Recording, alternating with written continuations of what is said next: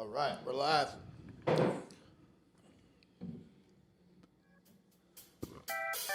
Gotta get our music going, rock and roll.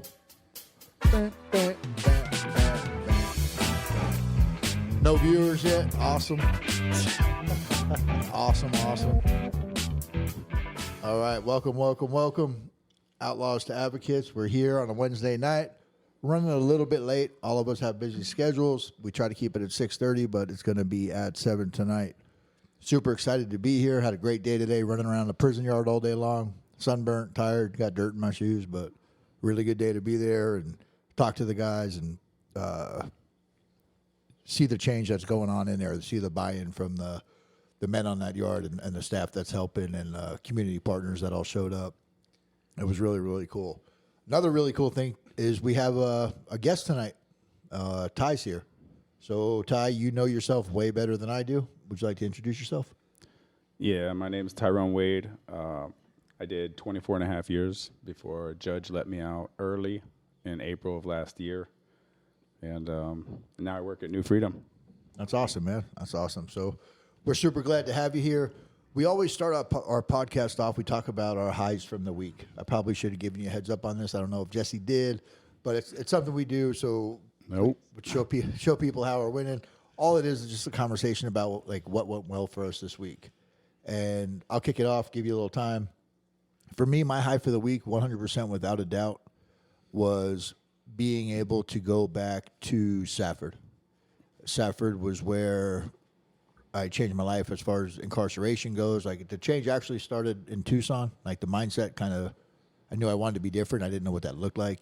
When I got to Safford, it gave me the opportunity to explore that. And a lot of that had to do with believe it or not, the staff on the yard, the way they talked to us. Very humanizing, really different from what I was used to. And so I'd set a goal as I moved along in my journey to go back there and be able to pour into that community. So the other night I hopped in my car. I got a really good friend of mine, Kristen, up there that runs a Sunrise Reentry group. And I went up there and I got to go talk to her group. It's kind of like a court diversion program, first-time offenders. You complete her program and you don't go to jail. It's something like that. I might be messing it up a little bit, but it was a whole bunch of people in that room, newer to recovery, looking for change. And to be able to check that goal off the list was really cool. I even had a staff member who still works up at Safford, who was my visitation officer. She even showed up to be a part of it. And to check that goal off that list was huge for me. We talked about lows, too. While driving home, I blew my motor, and that's probably what I get for making fun of you scratching your bumper last week. But yeah, I blew my motor, and I took it in stride, got towed home and all that other stuff, which wasn't a lot of fun, but a little bit of an adventure. But I got good news yesterday. My car's under warranty. That motor was recalled, and I should be getting, hopefully, a brand new motor. So I'm glad I took, with 0 miles on it. So I'm glad I took everything in stride and didn't, because I know what that used to look like.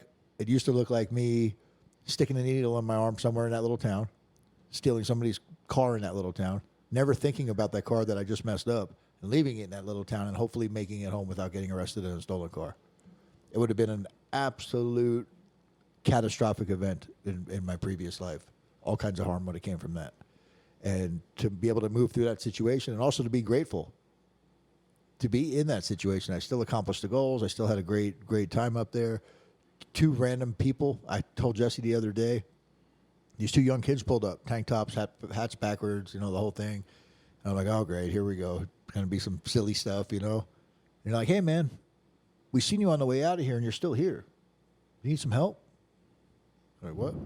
No, I'm good, bro. Thank you. Like, all right, man, you want us to go get you some water and bring it back or anything? You good? I said, no, I'm good, man. Thank you, though. I really appreciate it. Just that little act of kindness opens my eyes to my biases, right? Because I judged before they got there. And like you talked about the other day, we're all in recovery and promoting change and personal development. Chances are I would have just drove by that guy that was broke down right there. These kids, I don't know their story. I don't know what they're doing, but they took time out of their day to come make sure I was okay. And then a guy from a food truck came over and brought me a soda. So even in those moments, things were really cool. And then I got to ride home with the truck driver and his daughter, and we had really good conversation on the way back. So just super grateful to be here. That's what my week looked like. Jeremy, what you got going on? Good. I had a moment it was just in the last couple of days where this new plane of existence kind of hit me, of gratitude, right? I'm in an environment at work where the reality is I don't know anything, right? This whole hospital is a new dynamic, so it's just continuing to adapt and make adjustments, and being vulnerable and having that humility was a high point for me, because I know that I'm hitting a turning point of growth, right? Like, I know what's to come. It's me continuing to catch on, accelerate my learning, be of service, help where I can, and ask questions. And so I know that it's around the corner for me, and recognizing it, instead of always being afraid of it or avoiding it, or, you know, like you said, being approached and asking if you need help, right?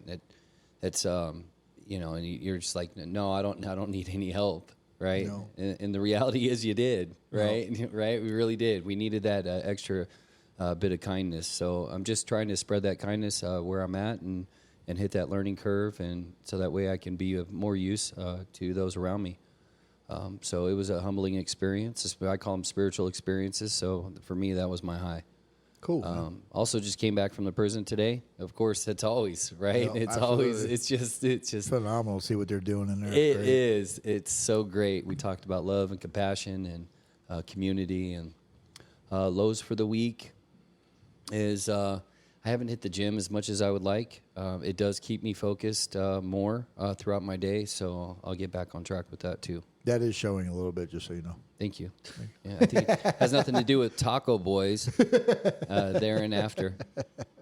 Definitely not. Taco Boys. Hey, shout out to Taco Boys. They are phenomenal. We should let them know that we plug them Absolutely. every Wednesday night. Might get a discount on They're that like, well, burrito. you guys are here every Wednesday. Why? It's like, Start saying it in Spanish. yeah. Hey, we got to reach all types of audiences, Yeah, right? that's right. Especially the 23 people that listen to us on here.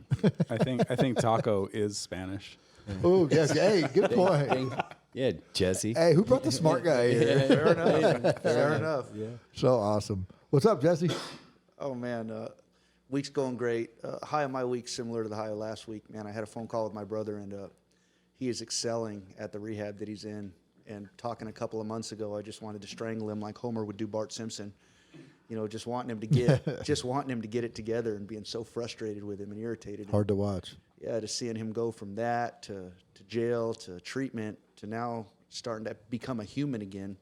And I'm actually able to have conversations with him and speak light into him, and he's actually able to receive some of the information that I'm sharing with him. So awesome. It's like makes it all worthwhile, because I've dedicated my life to helping others and sharing some of this stuff that I've learned, wanting to make a difference, you know.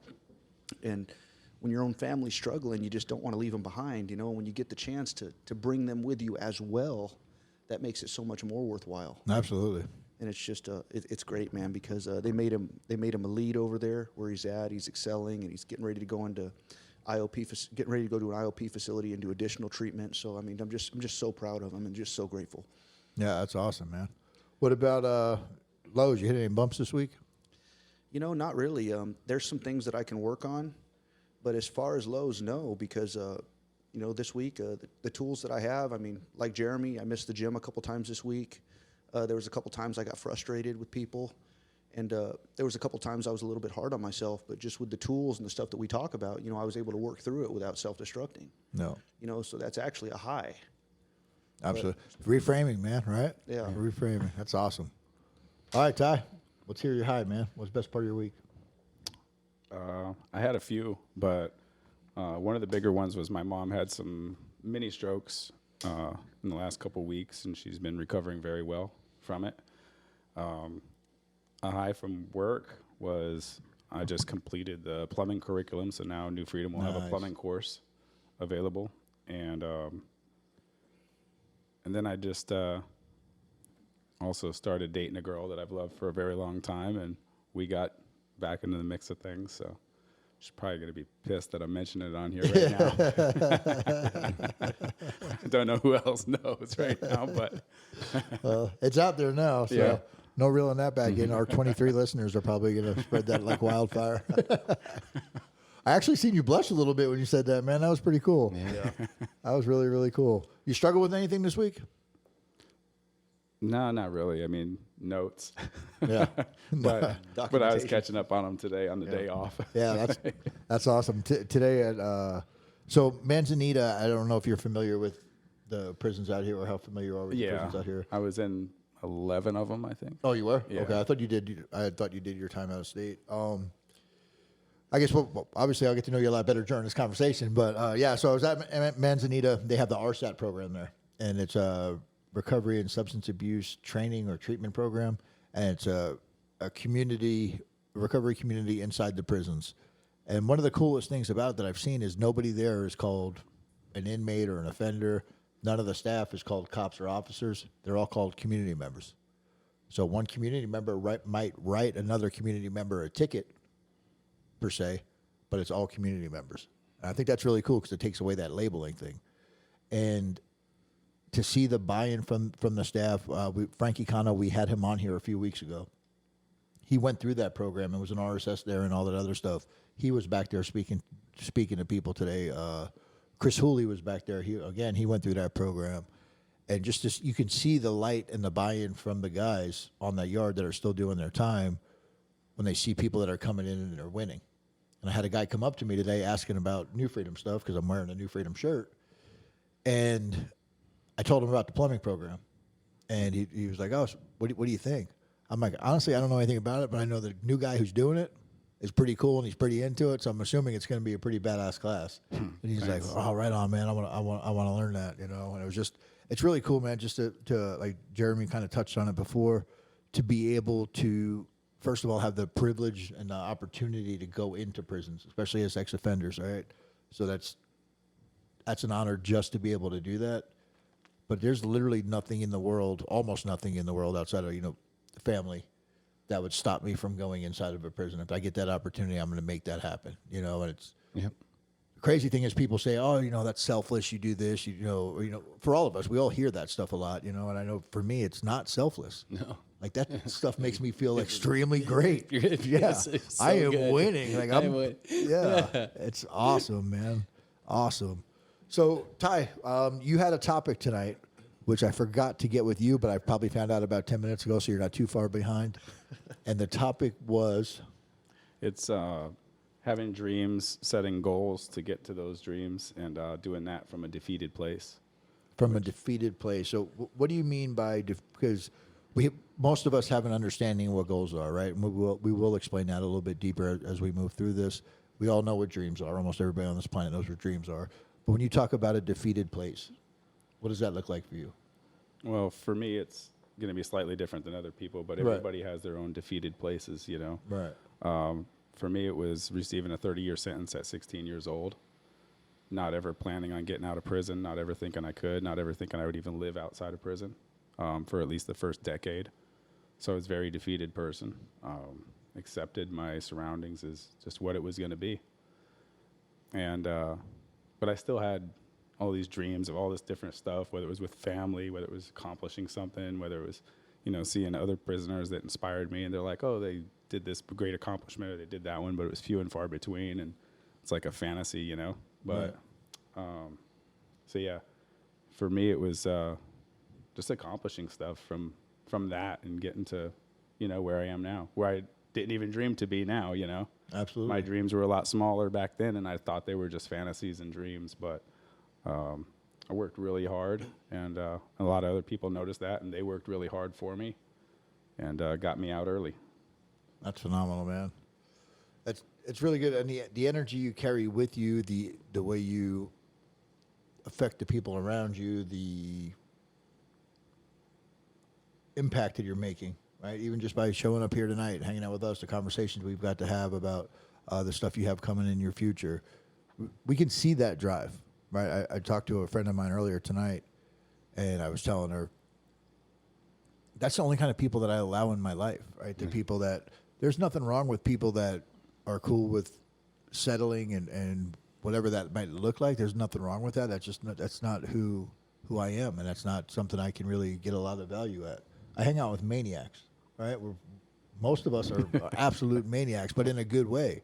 We're kicking down doors.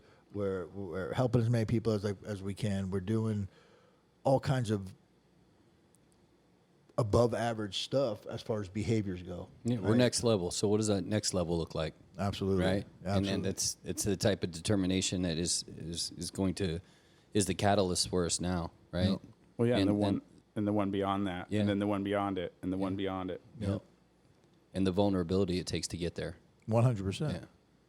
100%. I don't think you can do anything without vulnerability and connection. I know I talk about that a lot, but it's you need to have people. The fucking term that I hate the most in the whole world is self-made. Yeah. Right?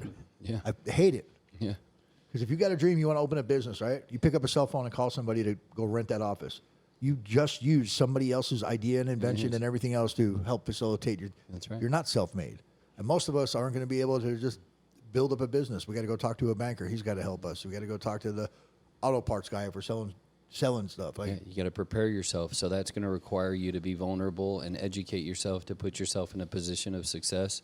And you have to remain open-minded and to be honest with yourself when you know, like what he's talking about, like that desperation. When I realized I had nothing, I started finding everything. No. Right? It was that crushing of ego. It was that crushing of, that enslaved self that I was willing to surrender to and walk away from. Plain and simple. it's real easy to be grateful, and kind of like back to your topic. It's really easy to be grateful when things are great, right? When you're sitting with your buddies doing a podcast, and yeah, we can all talk about gratitude. But that place of defeat, that's a huge one. Huge. And obviously, when you talk about receiving a 30-year prison sentence, that's a pretty extreme place of defeat, Wow. right? But we talk about celebrating small wins. Well, we also got to acknowledge those small losses. The other night when I had that issue with my car, like the first 3 minutes, I was in my feelings. How am I going to get home? Who can I call? I'm an hour and a half out of Phoenix. And I got friends that'll come get me, but I don't want my friends to have to drive 3 hours to come get me. Then I got to figure out how to get my car the The next fact day. that you didn't call me is so disrespectful. So I go through this moment, and I realize I'm like, hey, I can afford a tow. I can get the car back. I can figure this out. I'm talking to my buddy Jerry, and he's like, hey, we'll figure it out. And I found out the price of the tow, and that wasn't great, but I can afford it. So I was able to get the car towed. And while I'm sitting there waiting on the tow truck, I'm literally posting on Facebook stuff that I'm grateful for. Even in that moment, and it wasn't a moment of defeat, it was just a shitty moment, Right. a shitty couple of hours, actually, but being able to see gratitude in that moment was kind of cool. And to me, that was just like normal. Like I was just being me, moving through this. And then the next day, and granted, we come on here every week and we talk for a little while about coping skills and this and that. And I do it at work, and I talk the talk pretty good. But the next day, I realized I was like, holy shit! Like I actually have coping skills. Like that barely affected me. Like I was able to move through this in a healthy way, process it, accept it for what it was, and move through it. Like this stuff that I talk about all the time, I actually have it. Sometimes I'm just shocked that I'm in the place that I'm at, spiritually and mentally and well, I would like to say physically, but can't do that. But at least spiritually and mentally. We don't want to lie to our viewers. Sorry, the 23 that are watching. But yeah, it's just amazing to see, man. And I just wanted to touch on that. What's your place of defeat, Jesse? Like when you think of that? It's crazy. I can remember sitting in prison, and I can remember, the only things that I wanted were like to be with my family, to be with my girlfriend that I cheated on and drug through the mud, to be able to go to Christmas parties with the family, Thanksgiving parties, just really, really wanted to be present, and just was so mad at myself and just so full of guilt and shame for the choices that I had made, having been there again for a fourth time and just sitting in there. I just remember that's all I wanted was to be out there with my family and just to be a responsible, productive member of society that can stay sober and do it right.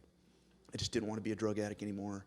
I just didn't want to let my family down anymore. I didn't want to see my mom cry anymore. And I just wanted something different. And I can remember it got to a point to where that hurt was so strong that I was willing to start making some changes, right? So what I started doing is I started working a program of recovery. I started taking suggestions. I started exercising. I started learning coping skills. I started getting to know myself better. I started listening to motivational podcasts, and I just started working on myself, and I just tried to start making myself better so that when I got out, I would never have to be in this position again. And I know that those goals and those dreams may seem small, but when those things that we take for granted are taken away from you, the small things are really the big things. Absolutely. And those That's things, a powerful statement. yeah, the small things are really the big things. And the things that we take for granted, man, when we lose them, is when we realize what we had. And it's just like right now, my dad is not in great health. You know, and I'm not a doctor, but I'm able to be present. I'm able to help him. I'm able to be around him. You know, I'm able to have coffee with him. I'm able to have a conversation with him. So awesome.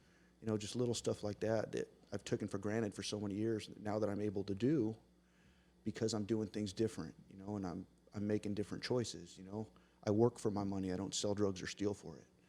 You know, I exercise. You know, I work a program of recovery to ensure that I stay clean. You know, I'm around good people. I've made sacrifices in my life. You know, there's people that I love, you know, that I've been through some serious shit with that are still out there using drugs, but I keep them at arm's distance because my family, my future, my freedom, it's important to me. Right. And I'm going to defend it at all costs. You know, and it's just, you know, doing these little things, having these little goals and just trying to build off, trying to be a better person has just something that simple has developed into a life greater than I ever could have imagined, just being a better person. It's opened so many doors, so many new friendships, so many new opportunities, so many more memories that I'm able to have, you know, that I wouldn't have been able to have if I was back out there using drugs or back in prison, which is where I will go if I don't stay on this path. But it's just, like you said, gratitude, man. It's just, I'm extremely grateful of the way that my life's turning out, just trying to be a better person. That's cool, man. You know? I'm grateful for the way your life's turning out too. It's kind of cool to watch your journey and to be able to talk with you and share with you and have you in my life. Like it's, I value that a lot. So it's cool to watch. Thank you, brother. What about you, Jeremy? Yeah, I'm just sitting here trying to wrap my head around being 16 and getting 30 years still. I remember how that just to getting a 12-year sentence really impacted me. And they said if you don't take this plea that they'll give me 32 in trial. So They told me they'd give me 63 and a half with life on the back end of it if I didn't take the plea for 30. yeah, It's got to be hard to do. That's what I told you. all of it's hard to digest. And so I really think, you know, like for me that that darkest place that I experienced, you know, I still had, you know, 9.5 years to do in front of me. I was a year and a half sober, but I was insane, man. Like my thinking, my patterns of thinking, I knew I wanted to change. I just didn't grasp quite actually what it was. But when I realized that I was somebody that didn't love themselves, that was where that clarity and that light is just pretty much drawn for me. And honestly, I still tap into that desperation to get me through what that desperation felt like to pull me through any trials or tribulations that I go through today. It activated a program of recovery. I became honest. I became receptive and open and willing to take on whatever was going to be in front of me, no matter what. And, you know, I spent countless hours sitting on the bed with Jesse talking about what we were going to do when we got out here. And, you know, to keep our word, to show up, to value what it feels like to know that self-sufficiency is probably one of the greatest triggers I get to run into today, and rely on the strength of my community, my friends. After this long day, man, to walk into your door and be here felt like home. It's not, just to be clear. Yeah, I'm going to use your toilet right after this. I peed all over your floor. Yeah, actually, I used the bathtub, so Hey, That's honey, where I peed. honey, I'm home. yeah. But if anybody asked, it was already there. But like if you know, here's the thing, man. Like if you go to my house, there's food in the fridge, and that toilet is clean. You can do laundry in it. Nope. It's so clean you can do laundry in it. And I just I keep a tight ship and structured environment, very predictable, and it's carrying that everywhere I go. And you know, because of that desperation, it's almost like when things do get chaotic, I can still kind of thrive in that opportunity and understand that vulnerability is going to be the key to my success, that no matter what I don't know now, I will learn and I will grow. plain and simple. And I think it was Nelson Mandela said that, I never lose. I either win or I grow. And that thing that stands out to me so much, right? Because I don't like to lose, right? The feeling of loss, the feeling of getting a heavy sentence, the feeling of not knowing something so that way I can be more of service. It's that recognition. I just got to be honest with myself, right? And once I can do that and I can remove that emotional ego that tells me that it's like a delusion, And I think one of the greatest gifts I've been given as a result of changing my life is no longer believing that underlying narrative, that hungry ghost, that addiction is trying to kill me.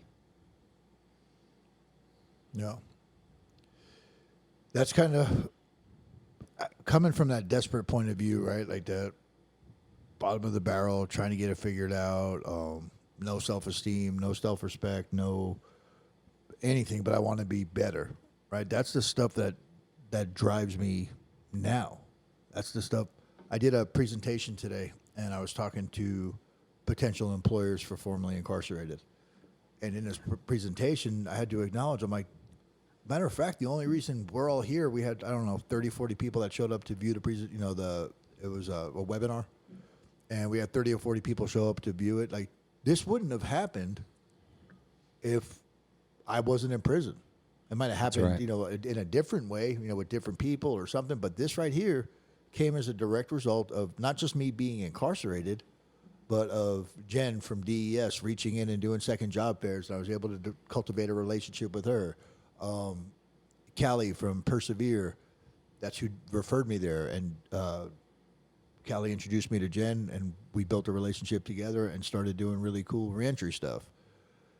And Kevin reaching in from New Freedom and doing the virtuals in there. That's how I got to know Kevin before while I was incarcerated. Like, everybody who was running this presentation, that was a part of this presentation, that was now teaching the community some valuable information, was as a direct result of somebody being incarcerated and people willing to help that incarcerated population.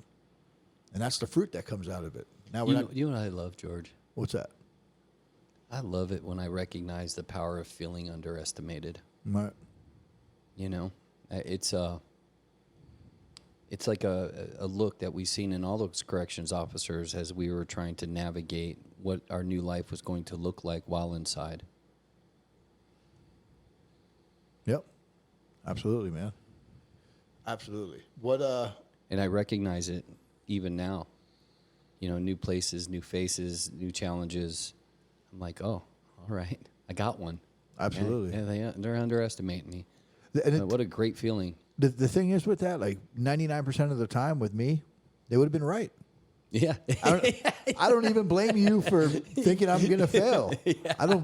It's not anybody else's job to believe in me. It's my job to believe in myself. Because at the end of the day, no one, even you guys, right, are not going to believe in me as much as I can believe in myself. It's physically impossible. We know everything about ourselves. Yeah. Right? And it's great to have friends that support you, that walk with you, that all that other stuff. But that belief has to come from inside. Yeah. And once we have that, because we're, like I said before, we're maniacs. Mm-hmm. Once we start believing in ourselves, that maniac stuff manifests positive emotions. This dude's been out of prison for a year, and he's speaking in different countries. Why is that dude so happy? Different countries. Different countries, yeah. He's been to Africa and he's going to all these other places. You were, Ty, you were in Africa 3 months out of a 30-year sentence. No, it's same month. Same month. Same month. Yeah, don't sell them short, man. Same month. My apologies, but that is incredible. Yeah. Can you elaborate on that for us? What that journey looked like? What those feelings felt like? How'd you get associated with them to begin with? So, how'd you let's get hear back? it. How'd you get back? How long did it take you to learn the language? You were released with $250, were you? No, when I first went to prison, they sent me to Trenton State Prison in New Jersey, which was for the big boys. That was the big house. That's where they had all the serial killers and all the tough guys. Because I had escaped from juvenile for 11 days, they brought me back. I fought the COs, caused a riot because they were beating me as a juvenile. Yeah. So it kicked off a riot in the county jail. They ripped 4 floors of that apart over the COs attacking me, And but I was still in my mindset that I didn't give a crap, and it was, us versus them and all that stuff, and went to state prison. Then I started getting around some people that were working on different things, and even though they had 1, 2, 3, 4, 5 life sentences or whatever, and one of them introduced me to an organization called CURE, Citizens United for the Rehabilitation of Errants. They'd send out a free newsletter. The rehabilitation of what? Errants. Errants? Yeah, people that erred. Right. And it's an international organization, and it was still growing then. It started in 1973, but even in 1998, when I got locked up, it was still growing, and it's still growing now. But they started in Texas because of the brutality of the Texas system, and it was to protect prisoner rights, help people, get some exposure. And then it just ballooned into looking at everything wrong with the justice system in the U.S. and globally. And they made it their mission. And I'd get these little free newsletters, and I would donate. I was making $20 a month, so I'd donate 2 or 3 stamps here and there so they could send their newsletters. And then when I was getting close to getting resentenced, I knew the resentencing was coming because there were judges that wanted me out. There were a lot of people, community involvement, that got some wind of my case and felt there was injustice, and felt that I had also, not only through injustice, but rehabilitated myself to an exponential degree that's unexpected, especially with all the roadblocks I faced with the sentence that I had and the image that I had. When I was getting out, I had my sister contact Charlie Sullivan, the president, and said, "Hey, you guys are having an international conference in Nairobi, Kenya. I want to be there, and I want to speak on the juvenile justice panel." And he said, "Well, your brother still has 5.5 years in prison on a 30-year sentence. Just tell him he can come to the next one. Even if he does get out, he wasn't a believer, and I was a believer. I knew what was happening with my sentence. I knew what I was working on. I knew what everyone else was working on my behalf." And so I got out. I told her, I said, disregard Charlie. I said, buy tickets. I bought her a ticket too because she was one of my big supporters. And we flew to Nairobi, and at the conference, Charlie said, "Don't ever listen to me." He's like, I told this guy not to come, and I didn't think he was getting out, and he's standing right here. And I spoke on the juvenile justice panel in front of representatives of 26 nations. And then I spoke on, they asked me to speak on another panel, so I did on rehabilitation. I met a lot of really awesome people there. And in the last couple of days, that's kind of, I've been getting back into that swing of things because of this job at New Freedoms really re-inspired me to get back involved in stuff that everybody always knew I'd be involved in. I kind of knew it too. Sometimes I wanted to just disappear from it all and not have anything to do with prison afterwards. And other times I wanted to fight like hell to help people and get them through the shit that we used to go through, you know, whether it was the malnutrition, whether it was all the terrible stuff that goes on in there, And so in the last few days, I had a contact in Kenya. Peter asked me if I would be on his board of directors for Pan-African Cure. I had a lawyer over there, Anne, that I know. She's part of a group called CELSR, and they are the Center for Legal Support and Inmates Rehabilitation, and she wanted me to be a board of advisors for rehabilitation in Kenya, and I was speaking with her today, so it's going a little beyond that because some of the justice issues that are happening, so we're going to actually try to do some constitutional changes in Kenya. Nice. And, Oh, jeez. yeah, so to prevent prisoners from serving, like in one instance, 10.5 years pretrial detention, where witnesses have died, and now there's no way of possible having a fair trial and stuff, so we're going to try to get that through international laws and norms and standards cut down to about 2 years. So it's just brainstorming right now, but that's one of the things we're going to do. And it's funny, when I first got those CURE newsletters, I remember seeing there was a prisoner that spoke at the United Nations, and I was like, dang, that's amazing. Wish that I could do that someday. And then Peter's trying to work that out so I can speak there next year. That's phenomenal. Right now it's still a dream and a hope, but he is working on that. No. So yeah, some big stuff. Yeah, that's Massive. Awesome. It's massive. absolutely. Congratulations. Absolutely awesome stuff, man. Absolutely awesome. Just warms my heart, dude. So bad, We can so literally good. I do call it so whatever bad, we but want. yeah, we can do whatever we want. Whatever we want, man. Yeah, my dream from when we started this podcast is if we never made a penny off of it, if we can get this into the prisons to where people that are incarcerated can listen to it and hear our journey, and just if it can inspire just a little bit of hope in a couple of people, man, that makes it worth it. Well, that's my purpose too. Like even speaking here, I'm like, well, who am I speaking to or for? I want to speak to those versions of me, all those different versions of me in those 24 years of prison that gave up, the version that didn't give up, the one that gave up 15 more times, the one that didn't give up 20 more times. The one that's misled. Yeah. And the one that finally got to this point, or to that point right before I got out, and I was still facing potential hazards and barriers that could have jeopardized my whole resentencing. So, yeah.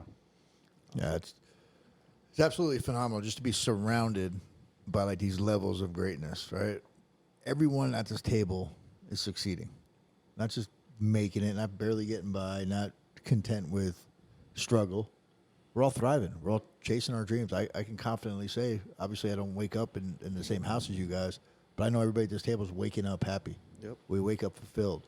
The conversations that we have on here are the same conversations we have out there, With or each in the other. car, or at Taco Boy. Like, this is all we talk about. Taco Boys? It's all we talk about. At 27th and Indian. 27th in India. No, it's 32nd.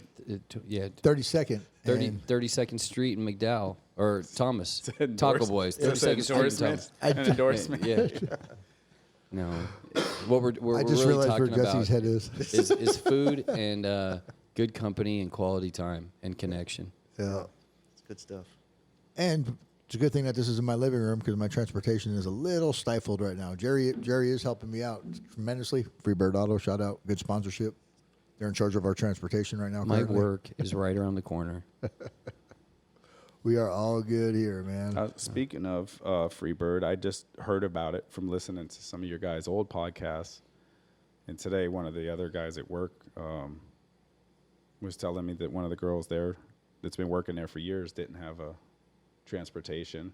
And I was like, wait a minute, I know who can help. So I messaged Jesse, and then he immediately gets a hold of Jerry at Freebird Auto, and then I write the information down. I went and tracked her down and housekeeping. And I was like, hey, they're going to get you a car. Don't worry about it. They're going to get you a car.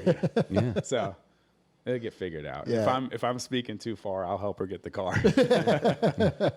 Jerry, make sure she gets a car. Yeah. We're going to update on it next week. I got no money to put in this, so please get me off the hook. Did he just heart it? Oh, I've absolutely watched that dude just work miracles, and he treats everybody the same. He literally treats everybody the same. It's awesome to have people like that in our lives. And I say this a lot. Like, you ever want to piss that dude off? Tell him he just sells cars. I heard that in one of the podcasts too.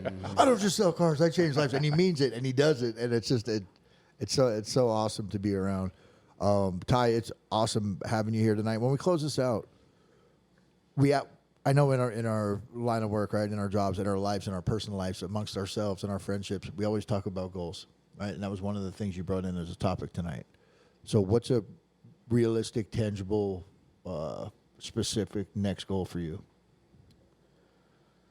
I have too many, to be honest. I don't know how much time I have, but when I was getting resentenced, I had to have a pretty renowned psychologist go through my brain and test me in every possible way you could mentally, every cognitive test you could imagine, all throughout, studied my whole life, witnesses, my case, read the entire thing. And he said that basically the only problem he could come up with that I set goals that most people wouldn't even think of setting, and then I don't stop until I achieve them. And he said it like it was a bad thing, but that's what's got me here. And he's my friend to this day. He's a very, very expensive psychologist, but he's just my friend today, and I don't have to pay him. I could just text him and talk to him. So, tangible goals right now. I'm just gonna join these two boards, and Awesome. yeah, Awesome. This next in a couple weeks, I'm gonna be in Germany, flying over to Norway to go visit one of the largest prisons the largest prison. It's in Oslo, and speak with some of the people there because they have the lowest recidivism rate on earth as far as national polls and see what they have going on there at 20% recidivism. See what they're doing right. Awesome, man. Thank you, bro. Yep. Thank you. What about you, Jesse? What's your next goal? Top of my list right now, get into the prisons. I want to get into the prisons and share. Awesome. I know how you can get back to prison pretty quick. Well, I'm trying to get let out. Oh, let okay. in and let out. Oh, okay. So you just want to go visit? Yeah. Okay, So cool. definitely. I want to do that too. Perfect. Want to get in there, man. We can all Perfect. go to MRC next Friday if you want to go. I mean, you go to. Yeah, I'm locked down on Fridays. Yeah. I'm locked down at Phoenix West. I don't see why you guys can't go with me. I'll just call Latasha and make it happen. Yeah. We Do can my definitely- best. We can definitely discuss that because I'm interested for sure. Yeah. Awesome. As long as I don't have a Yeah. plan that I forgot Yeah, about that's right. with You her. got a new girlfriend. Yeah, that's right. It's not girlfriend yet. We're just dating right now. They've already turned me down dude, once, you, but I'm you not let giving up. everybody know. That's awesome, man. Yeah. What about you? What's your next goal? My next goal is I want to know what it's going to feel like. Hopefully by this time next year, what it feels like to purchase a home. Nice, man. You know, a home or a townhouse, condo, whatever will come my way. I just know that I'm going to continue to do the right thing, continue to persevere, Yep. recognize my Nice strengths little and plug. my weaknesses. Yeah, you like that? I love it. And continue to just learn more and grow, you know, and stay consistent. Good stuff. That's buddy. awesome, man. Good stuff. That's awesome. For me, I got to wrap up these classes I'm taking this semester. Yeah. Yeah, that's my next goal is just finish. How you doing with that, anyway? Great. Yeah. Great. I got a 0 again on my English paper because I submitted it with no assignment again. So still struggling with the tech. They found out you couldn't read, Found out. let alone write. makes education difficult. Makes English Just can't 102 read. it makes English 102 extremely difficult. But that cat's out of the bag, so we're gonna figure it out. Yeah. But Ty, thank you for being here tonight, man. I absolutely love being in your presence. Absolutely love the fact that you came over here on a Wednesday night at 7:30 to come hang out with us and to do our little podcast here. Thank Man you. of international re-entry. I'm saying, man. Yeah, that's great. This dude came out of Africa to hang out with us. yeah. That's pretty cool, man. And speaks it fluent. Thank you to everybody who tuned in and watched. We appreciate you guys. Hope everybody has a great night. Be safe. We're here for you. Jesse, why don't you give me your phone number in case somebody's struggling? 480-735-9570. Feel free to call all hours of the night. I will answer. He will answer.